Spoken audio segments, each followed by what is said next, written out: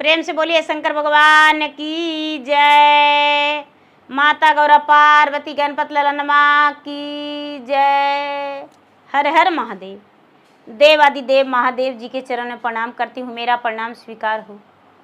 माता गौरा पार्वती के चरण में प्रणाम करती हूँ, मेरा प्रणाम स्वीकार हो। गणपति ललनमा के चरण में प्रणाम करती हूँ, मेरा प्रणाम स्वीकार हो। सब गुरु भैया बहना के चरण में प्रणाम करती हूँ, मेरा प्रणाम स्वीकार हो। सब देवी देवताओं के चरण में प्रणाम करती हूँ, मेरा प्रणाम स्वीकार हो। माता और पिताजी के चरण में प्रणाम करती हूँ, मेरा प्रणाम स्वीकार हो। धरती पर बैठे धरती माता के चरण में प्रणाम करती हूँ, मेरा प्रणाम स्वीकार हो। गुरु भाई बहना, मैं एक कथा सुनाने जा रही हूँ। इस कथा को पूरा सुनिए और रहस्य जानिए। हर हर महादेव। गुरु भाई बहना, एक गांव में एक किसान रहते थे। किसान रहते थे और किसान की पत्नी। तो किसान और किसान के पत्नी कभी भी कोई देवी देवता पूजा पाठ नहीं करते थे, दान पुण्य भी नहीं करते थे। जहां तक के कि अपने हाथ से भगवान का, सूर्य देव का एक लोटा जल भी अभिषेक नहीं किए थे, तुलसी में जल भी नहीं डाले थे। किसान का एक बेटा था। धीरे धीरे समय व्यतीत हो रहा था। किसान का बेटा बड़ा हो गया और बड़ा हो जाने के बाद किसान सोचते हैं कि अपना बेटा को ब्याह कर देंगे। जब किसान अपना बेटा को ब्याह करने के लिए सोचे, जिस घर से रिश्ता आता है वो कहते हैं कि भाई हमको ऐसा लड़की चाहिए जो दिन भर मेरे घर में काम करे, खेतों में काम करे। धीरे धीरे उसी तरह के लड़की मिल गई, लेकिन वो भगवान भोलेनाथ के शिष्या थी, महादेव के भक्त थी, महादेव के प्रतिदिन पूजा पाठ किया करती थी। जब किसान का बेटा के शादी हुआ गुरु भाई बहना, तो कविता अपना ससुराल आई। तो कविता भगवान के सच्चा भक्त थी। सुबह हुआ तो अपने सास से कहती है कविता की माँ जी, हम तो भगवान के भक्त हैं, हमको भगवान भोलेनाथ के मंदिर बता दीजिए, हम पूजा करने जाएंगे। सास शर्म के मारे कहती है कि अरे बहू, तुम तो नई नवेली दुल्हन हो, तो मंदिर तुम नहीं जाओ। ऐसा करो बेटी, 4-6 महीना हो जाएगा तो मंदिर जाना शुरू कर देना। एक गुरु भैया, एक गुरु बहना, 10 दिन से 15 दिन हुआ और सास कहती है कि ए बहू, खेत में बहुत सब्जी फर गया है, जरा चलो तोड़ दो। एक काम करना है तो चलो तो करो। बहू सोचती है कि हे भगवान, कैसी सास है। पूजा पाठ करने के लिए कहते हैं तो कहती है कि अरे तुम दुल्हन हो और काम करने के लिए हम दुल्हन नहीं है। धीरे धीरे धीरे धीरे 4-6 महीना बीत गया दीदी। तो बगल में एक घर शिव चर्चा था। जब बगल में एक घर शिव चर्चा था तो सब लोग के यहाँ बुलावा देने आए दीदी। जिनके घर शिव चर्चा था वो बुलावा देने चल रहे हैं कि भाई मेरे घर चर्चा है, चर्चा है, मेरे घर जरूर आइएगा, चर्चा है, जरूर आइएगा। एक गुरु भैया बहना, कविता दीदी सुनी चर्चा के बारे में। जब इसके घर बुलावा आया तो कविता दीदी अपने सास से कहती है कि ए माँ जी, हम चर्चा में जाएंगे, ज्यादा देर नहीं रहेंगे माँ जी, 1 घंटा रहेंगे। हम हाथ जोड़ते हैं, गोड़ पड़ते हैं, हमको चर्चा में जाने दीजिए। हम यदि चर्चा में जाएंगे माँ जी तो मुझे अच्छा लगेगा। मैका में हम रहते थे तो कभी कभी जाया करते थे। कविता की सास बोलती है कि अरे बेटी, तुम्हारे लिए कहते हैं, खीरा और ककड़ी टूटा है, जाके बेच लाओ और बेच के उसके बाद आना तो चर्चा में चल जाना। कविता कहती है कि माँ जी, खीरा और ककड़ी आज हम बेचने नहीं जाएंगे, चाहे जो करिए, ये मेरे बस की बात नहीं है। कल ही तो बेच के लाए हैं, आज हम नहीं बेचने जाएंगे। सास बड़ा डट कर बोली, यदि यहाँ रहना है मेरे घर में तो तुम्हें बेचने के लिए जाना होगा, और आज के बाद कभी भी पूजा पाठ के द्वारा नाम लिया तो इस घर से तुम्हारा विदाई हो जाएगा। कविता के माता पिता बड़ी गरीब थे।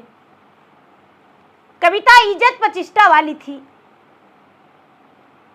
सोचती है कि हे भगवान, यदि सास और ससुर दोनों मिलके अपने बेटा से कहा सुनी करके और हमें मैके यदि छुड़वा देंगे तब बड़ा मुश्किल हो जाएगा। इसीलिए नहीं, हे भगवान, हम हाथ जोड़ते हैं महादेव जी, गोड़ पड़ते हैं, हम नहीं आ पाएंगे चर्चा में, लेकिन चर्चा तो करिए लेंगे। एक गुरु भाई बहना, सास बोली कि ले जाओ डलवा लेकर खीरा ककड़ी तोड़ के बेच लाना। बेचारी कविता अपने खेत में गई और खीरा ककड़ी तोड़ने लगी। दीदी तो एक दिन पहले खीरा ककड़ी तोड़ल था। खीरा और ककड़ी एकदम थोड़ा सा निकला। जब खीरा और ककड़ी थोड़ा सा निकला तो बेचने गई। जब बेचने गई गुरु भाई बहना तो डलवा में लेकर सगरो बेच रही है, लेकिन एक खीरा एक ककड़ी नहीं बिका। पूरा आवाज गांव कई गांव में आवाज लगाई, घूम घूम के बेची, लेकिन खीरा ककड़ी नहीं बिका। अब उसे लगने लगा कि हे भगवान, मेरा खीरा ककड़ी नहीं बिका। हम घर जाएंगे तो मेरी सासू माँ मुझे डांटेगी, मारेगी और मैका भेजवा देगी। मेरे गांव के सब मेरे माता पिता को ताना मारेंगे। शाम हो गया गुरु भाई बहना, वही खीरा ककड़ी के खेत में महादेव के नाम लेके ध्यान करके भगवान से कहती कि हे भगवान, आप मेरे गुरु हैं, मैं आपका शिष्य हूं, मुझ पे दया कर दीजिए। हे महादेव दया कर दीजिए, हे महादेव दया कर दीजिए, महादेव दया कर दीजिए। बेचारी पूरा जाप करने लगी, नमः शिवाय के जाप करने लगी। जाप करते करते करते करते गुरु भाई बहना आधी रात बीत गया। जब आधी रात बीत गया तो कविता घर नहीं गई, डर के मारे।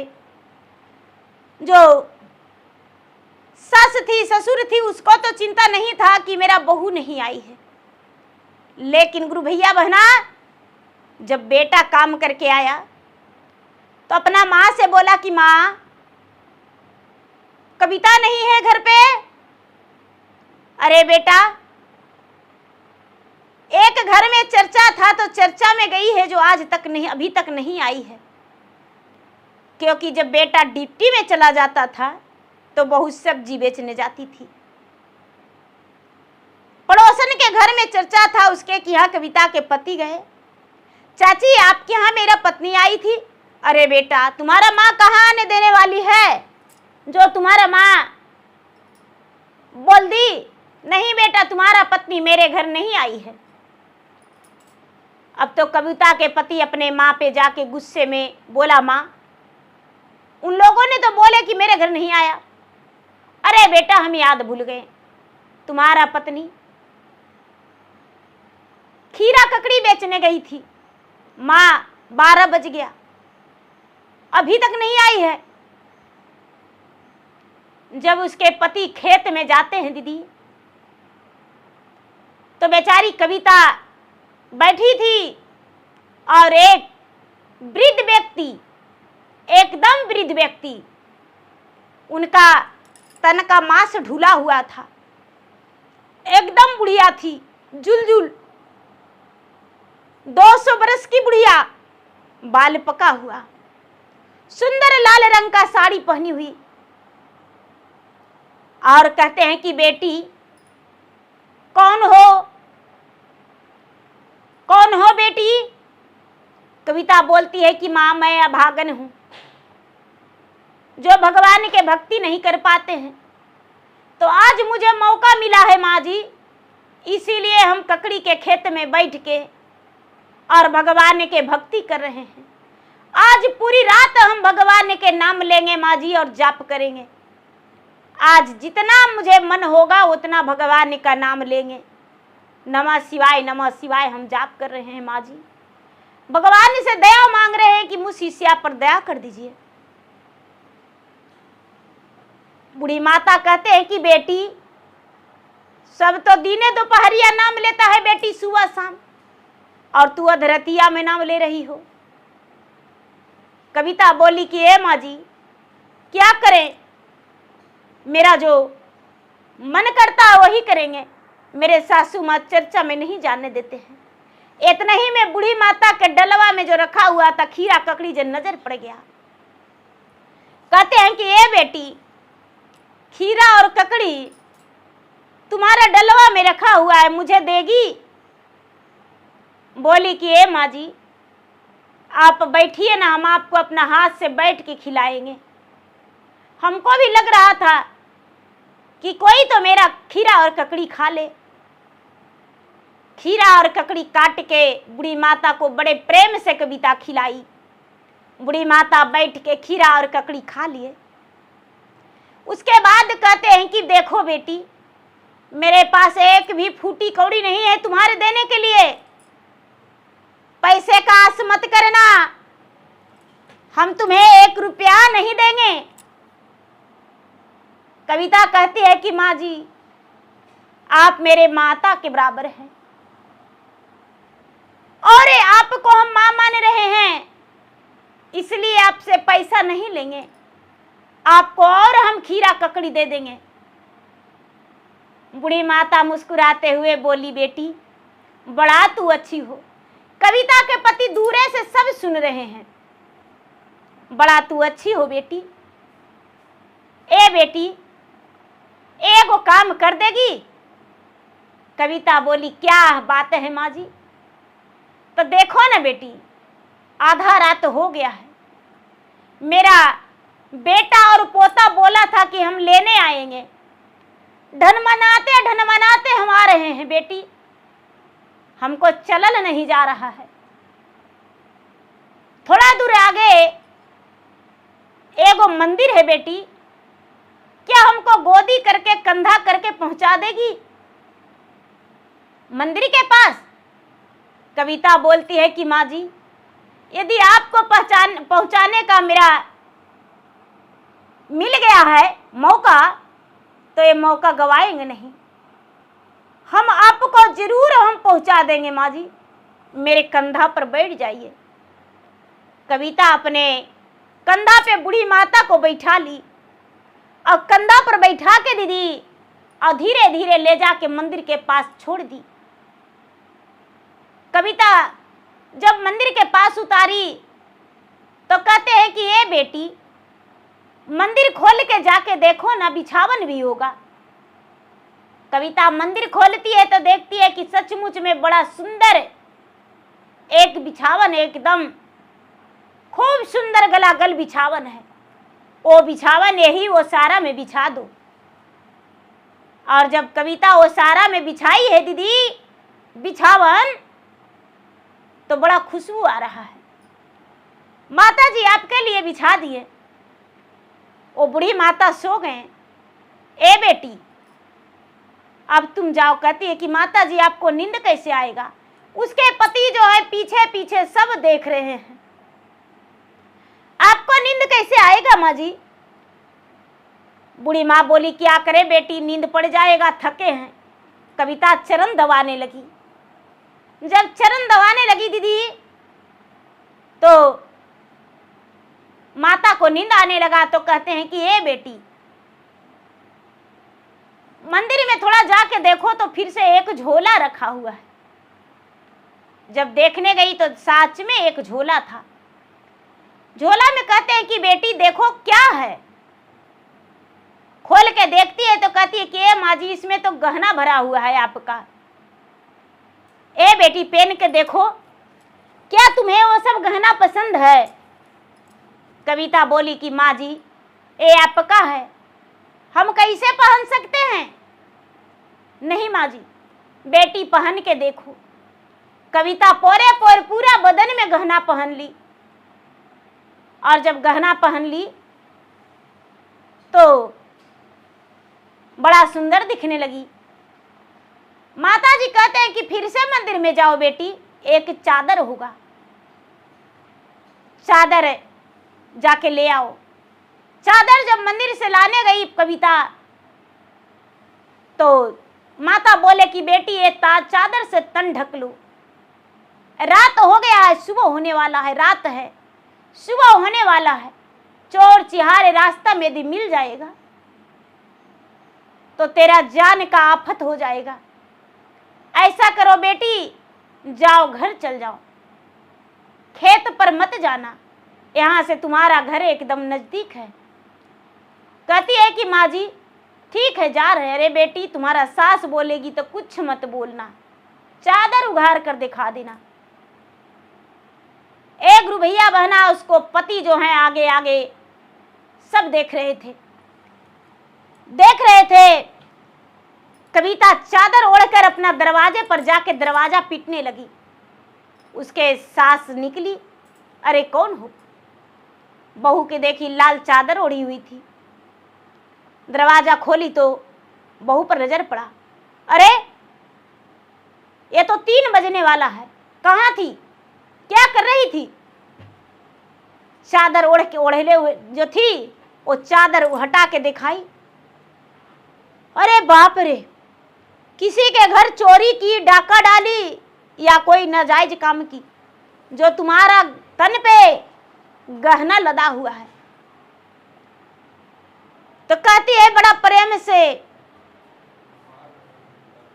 कि नहीं सासु चोरी कैली, नहीं सासु लूटा मारी, कि सासू जी बुढ़िया महतारी दर्शन दी हले राम, कि सासू जी बुढ़िया महतरिया दर्शन दी हले राम। उनका के सेवा कैली, हमारा के सब कुछ दिहलन, किए ससु जी ओही माता हमरा के देई विदा कैलने राम। सास क्या करती है गुरु भाई बहना, एगो बढ़नी लेके और पुतोह के मारने लगती है कि अरे तुम नाजायज करती हो, मेरा बेटा के पीठ पीछे पता न तू क्या करती हो, मुंह काला करके आई हो और कह रही हो कि बुढ़िया माता दर्शन दिए हैं। जो कविता के पति थे दीदी बाहर खड़े थे, जब अपने माता को झाड़ू से मारते देखे, माता के हाथ पकड़ के कहते हैं कविता के पति की, हे माँ इतना सुशील बहू तुमको भक्ति करने वाली नहीं मिलेगी माँ, नहीं जानती हो माँ, हम सब कुछ देख रहे थे मेरे सामने, इसे माता दुर्गा दर्शन दिए थे, माँ गौरी दर्शन दिए थे, देवी दुर्गा गौरी दर्शन दिए और इसे सब कुछ दिए हैं माँ, इसे मत मारो। हम साथ आपने आंखों से देखे हैं, साक्षात देखे हैं। अब तो सास अपने बहू में लिपट के कहती है कि ए बेटी हमको माफ कर दो, ए बेटी हमको माफ कर दो, अब दोबारा गलती ऐसा नहीं करेंगे, जरा हमको दिखाओ कि कैसा कैसा गहना है। तो सास देखती है तो पूरा बदन में एकदम जड़ा हुआ गहना है, जड़ा हुआ गहना एकदम सोना से। अब कविता को लगता है कि इतना देखते हुए सास बोलेगी कि अरे बेटी पूजा पाठ करो।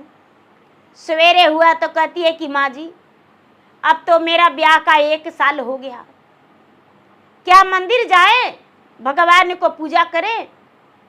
बेचारी कविता घर में छुप छुप के पत्थर रख के भगवान के जल अभिषेक करके और भगवान से दया मांगती थी।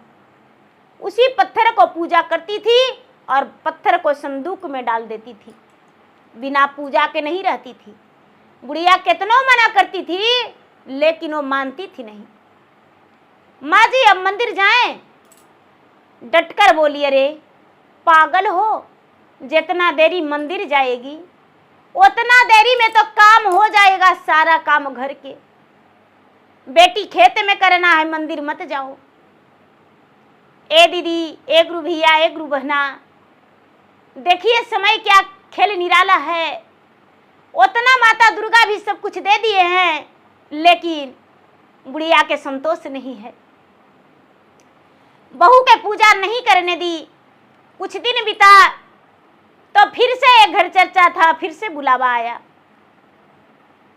कविता की सास कहती है कि ये बेटी, आज तुम चर्चा में चली जाओ और आज हम खीरा ककड़ी बेचने जाएंगे। आज हम खीरा ककड़ी बेच के लाएंगे बेटी, तुम चर्चा में चली जाओ। कविता का मौका मिल गया, दीदी चर्चा में चली गई और भगवान से दया मांगी। पूरा चर्चा में गाई, कथा कही, सब कोई बड़ा उसे बधाई दिए और सब कोई बोले कि ये बहन जी, आपको इतना आता है फिर भी आप चर्चा में नहीं आते हैं, चर्चा में आवल करिएगा। कविता सबसे बोली कि हम चर्चा में अवश्य आएंगे। सास जो है गुरु भाई बहना, सास क्या करती है कि खीरा और ककड़ी डलवा में तोड़ के और गांव-गांव बेचने चली जाती है, लेकिन किसी के पास वो रखती नहीं है और पूरा हल्ला करते वैसी खेत में वापस आ गई और वापस आके डलवा रख के और कहती है कि ये बुढ़िया, जो धन दिया वो कब आओगी? अरे बहू लगी थी और मेरे लिए नहीं। अरे बुढ़िया कब आएगी? हम तुम्हारा इंतजार कर रहे हैं। अरे हम तो कई दिन से छोड़ दिए थे कि खीरा मोटा हो जाएगा तो बुढ़िया खाएगी तो उसका पेट में जल्दी पचेगा नहीं। मोटे मोटे खीरा तोड़ के रखे हैं, बुढ़िया कब आओगी? आओ ना जल्दी, बहू की दी मुझे नहीं देगी बुढ़िया, पूरा इंतजार कर रही है। जब गुरु भाई बहना आधी रात हुआ तो चारों तरफ से कुत्ता और बिल्ली और सियार का रोने का आवाज आने लगा।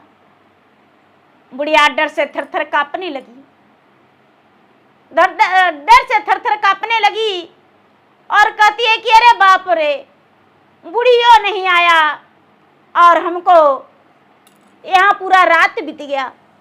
शंकर भगवान और पार्वती दोनों कैलाश पर्वत पे बैठ के मुस्कुरा रहे थे और चारों तरफ देख रहे थे। चारों तरफ देख रहे थे तो पार्वती कहते हैं, हे स्वामीनाथ, ये बुढ़िया के साथ क्या करें?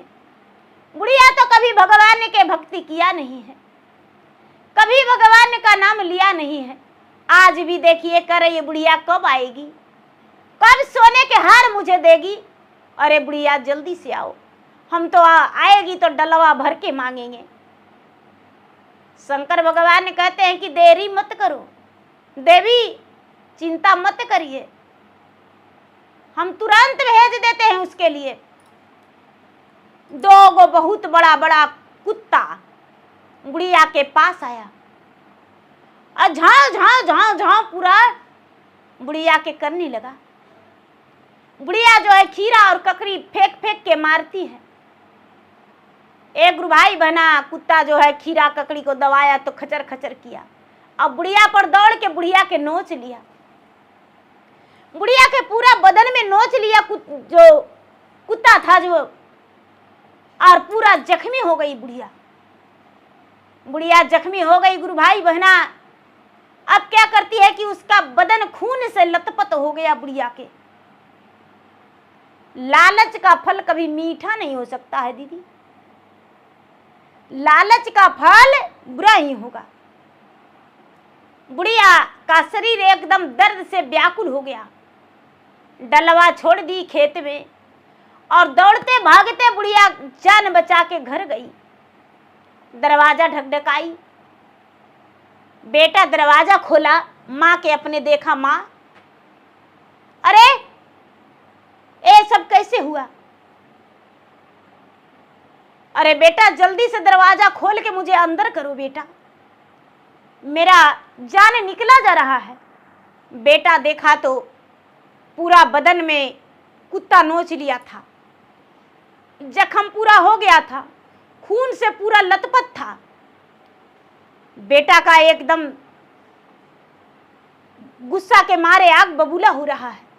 माँ क्यों गई थी खेत में? अरे बेटा 1 महीना पहले बहू लाई थी ना पूरा सोना के गहना, तो आज हम भी सोना के गहना लाने गए थे और कोई नहीं आया बेटा, कुत्ता आया और पूरा बदन में नोच लिया। एक गुरु भाई बहना, बेटा रात्रि में डॉक्टर के पास गया, डॉक्टर को बुला के लाया, बुढ़िया को आके सुई दवाई कर दिया डॉक्टर। सवेरे हुआ तो सारा जख्म बुढ़िया के पक गया, सारा जख्म बुढ़िया के पक गया। बहू जो है सेवा करने लगी, सेवा करने लगी और बुढ़िया से कहती है कि माँ जी भगवान दर्शन देते हैं भाग्य वाले को, बहुत तपस्वी हैं जो तपस्या कर रहे हैं। कहावत नहीं है, सच है, कौन तपस्वी तप करे, कौन नित उठ नहाए, और कौन सब रस को उगले, कौन सब रस खाए। तो माँ जी आप बिना भक्ति किए हुए सोचे कि हम भगवान से दर्शन कर लेंगे, तो नहीं माँ जी, चलिए मेरे कमरा में हम दिखाते हैं। बेचारी सास को ले गई कि चलिए हम स्नान करके और क्या करते हैं। जब भी हम पूजा पर बैठते थे तो आप माँ जी 10 गारी देते थे, भोजन पर बैठते थे तो आप यही ना कहते थे कि 2 ही रोटी खाना, 2 रोटी से ज्यादा मत खाना, और कभी पेट भर के मुझे अन्न नहीं दिए। देखिए हम भगवान के रोज पूजा करते थे, भगवान के पूजा पाठ करके ही और हम कोई काम करते थे। एक गुरु भैया बहना, सास जो है कहती है कि ये बेटी जो हुआ सो सब बीत गई, जो बात गई, अब मेरे लिए कुछ सोचो, अब क्या करें हम, मेरा तो दम निकला जा रहा है। भगवान से कहती है कविता कि हे भगवान भोलेनाथ, संकट तो बुढ़िया के देह पर गिरेगा, दर्द तो बुढ़िया के होगा, लेकिन झेलना मुझे पड़ेगा। बुढ़िया पड़ल रहेगी बिस्तर पे तो इसका पूरा मलमूत्र हमको करना पड़ेगा, इसका सारा सेवा हमको करना पड़ेगा। हे भगवान बुढ़िया पर दया बरसा दीजिए, मेरे सासू माँ पे दया बरसा दीजिए। कभी भी भगवान को ये भगवान नहीं माने, सब लोग को पूजा पाठ करते देख कर अपमान करते रह गए। हे भगवान इस पर दया कर दीजिए। आंचल फैला के उसके लिए दया मांगने लगी। जब दया मांगने लगी तो भगवान उसके कान में आकाशवाणी करते हैं कि अरे शिष्या, तुम्हारे लोटा में जो जल है वो जल से बुढ़िया के शरीर को धो दो, और बेल पत्र पीस कर पूरा बुढ़िया के बदन में लगा दो, और उसके बाद भगवान के शिवलिंग धो के और बुढ़िया के पिला दो। बुढ़िया का शरीर पहले की तरह कंचन हो जाएगा, कोमल कया हो जाएगा, निर्मल होगा एकदम। ए दीदी, बेचारी कविता क्या करती है, अपने सास के बड़े प्रेम से लोटा में जल जो था उस जल से स्नान करवा देती है। बेलपत्र जल्दी से बगीचे में जाती है, बगीचा में से लाके और पीस के और पूरा बदन में बुढ़िया के लगा देती है। उसके बाद क्या होता है दीदी, कविता कविता क्या करती है, महादेव के मंदिर जाके पूजा पाठ करके और नीर लाके और बुढ़िया को पिला देती है। बुढ़िया का कंचन क्या हो गया, एकदम सारा बदन ठीक हो गया। बुढ़िया अपने बहू के सामने कहती है कि बेटी, जब से तुम मेरे घर में आई हो, जब से तुम्हें कोई कष्ट देने के लिए बाकी नहीं रहे।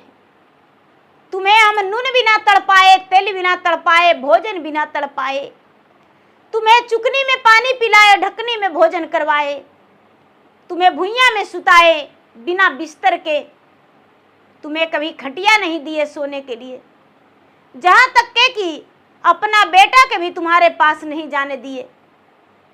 और जितना बन पड़ा तूने मेरे घर में सब कुछ किया। तू भगवान के सच्चा भक्त हो। मुझे कुछ ऐसा बताओ, ज्ञान दिवा दो जिसमें हम भी भगवान की भक्ति करें और मेरा भी कल्याण हो जाए। कविता कहती है कि माँ जी, मुझ में कुछ नहीं है, यही नाम पर हम भगवान के बोले कि हे भगवान जी, मेरे सासू माँ ठीक हो जाएंगे तो हम चर्चा करवाएंगे घर में। बेटा से कह के फल फलहरी मंगा दीजिए, हम घर में चर्चा रखेंगे। एक गुरु भैया बहना, सारा गांव तो उसके बारे में जान ही गया था। कविता दीदी घर में चर्चा रखी, उसके पति सारा सामान लाने को लिए तैयार हो गए, ला के दिए। जब सास जिसके घर जाती है कहने कि मेरे घर चर्चा है, मेरे घर जरूर आइएगा, तो जवाब देते हैं कि अरे कभी आप किसी के घर गए हैं जो आपके यहाँ हम चर्चा में जाएंगे? आपका काम छूटता है, मेरा नहीं। हम आपके घर काहे जाएंगे चर्चा में? हम नहीं जाएंगे। सास से कोई भी आने को लिए तैयार नहीं हुई। सास मुंह तिरछी नजर करके घर लौट गई। कविता खुद के गई है गांव में बोली। कविता सबसे बचंदी की है, अरे बहन जी, सबके घर में हम चर्चा में आएंगे, शादी ब्याह में, काज परोज में, सबके घर में आएंगे, मेरे घर चलिए चर्चा में। सब लोग कविता के घर गए, चर्चा किए। सास के भी ज्ञान है, 3 सूत्र के पालन करने के लिए ज्ञान दिवा दी। सास भी अब 3 सूत्र के पालन करने लगी। अब तो जहां भी चर्चा होता था कविता की सास आगे हो जाती थी। कोई चर्चा में से आते रहते थे, प्रसाद के लिए हाथ फैला देती थी। वही कविता के सास कभी प्रसादी नहीं खाई थी। प्रसाद को लेकर नली में डाल देती थी कि अरे ये प्रसादी नहीं, ये जहर है, ये क्या है। झूठ मूठ के गई और 10 को गीत गाई और चला, ये बड़ा प्रसादी हो गया, ये कोई प्रसादी नहीं है। मंदिर में नलियों के पानी फेंक लाती थी। कोई पूजा करते थे तो नली के पानी ले जाके डाल देती थी। जब भगवान उसे दंड दिए तो उसको ज्ञान हो गया। अब तो कविता से भी ज्यादा भक्ति करने वाली सास से हो गई। तो देखिए गुरु भाई बहना, कभी भी भगवान को अपमान मत करिए। नहीं पूजा करना है कोई बात नहीं, सब कोई पूजा पाठ नहीं करते हैं, सबसे बन नहीं पड़ता है, लेकिन ये न करिए कि अपमान करिए। तो गुरु भाई बहना, मेरा वीडियो अच्छा लगे तो मेरा वीडियो का लाइक करिए, शेयर करिए। चैनल पर यदि नए हैं तो चैनल का सब्सक्राइब करिए, बेल आइकन घंटी को दबाइए, जो कि मेरा वीडियो का नोटिफिकेशन सबसे पहले आपके पास जाए, आप मेरा वीडियो सुन सके। कमेंट बॉक्स में हर हर महादेव, जय शिव गुरु या तो अपना दुख दर्द लिखकर जरूर भेजिए दीदी, जिसमें मैं आपके नाम का भगवान के शरण में हाजिरी लगा के और आपके लिए भगवान से दया मांगू कि हे भगवान, उनका रक्षा करिए, उनका कल्याण करिए। उनका जिनको धन नहीं है धन दीजिए, जिनको पुत्र नहीं है पुत्र दीजिए, जिनका बेटा नौकरी के तलाश में उनका नौकरी हो जाए, कोई कमी नहीं रहे, भगवान भंडार भर के रखिए। तो देखिए, भगवान के नाम जरूर जापिए। प्रेम से बोलिए शंकर भगवान की जय।